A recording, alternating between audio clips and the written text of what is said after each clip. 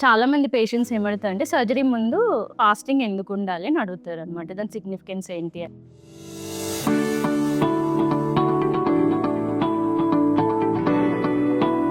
Hi everyone, I'm doctor Subbalakshmi, working as anaesthetist. నార్మల్‌గా any సర్జరీకి ఏమవుతుందంటే మనం ఇచ్చే అనస్థీషియా డ్రగ్స్ వల్ల వాళ్ళకి వామిటింగ్స్ అయ్యే ఛాన్సెస్ ఉంటాయి. ఇంట్రాప్ కానీ, పోస్ట్ ఆప్ కానీ. అలా అయినప్పుడు ఏంటంటే ఆ వామిటర్స్ అంతా లంగ్స్‌లోకి వెళ్ళే ఛాన్స్ ఉంటుంది. దాన్ని ప్రివెంట్ చేయడానికని ఒక ఫాస్టింగ్ ఉండమంటాం అనమాట. సర్జరీ కంటే ముందు 6 అవర్స్ ముందు వరకు ఫుడ్ తీసుకోవచ్చు. నార్మల్ డైట్ మనం రోజు తీసుకునేది హెవీ ఫుడ్ కాకుండా లైట్ ఫుడ్.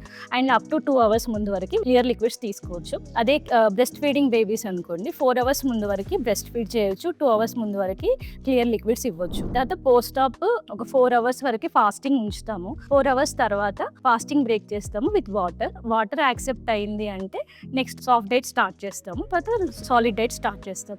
ఒకవేళ లేదు వామిటింగ్స్ ఏమైనా అయ్యాయి సాఫ్ట్ డైట్ కానీ వాటర్ కానీ అంటే మళ్ళీ 2 అవర్స్ ఫాస్టింగ్ ఉంచి తర్వాత మళ్ళీ సేమ్ రిపీట్ చేస్తాం. అప్పుడు కూడా ఏమైనా ఇష్యూస్ వచ్చాయి అంటే ప్రైమరీ కన్సల్టెంట్ని కన్సల్ట్ చేస్తాం.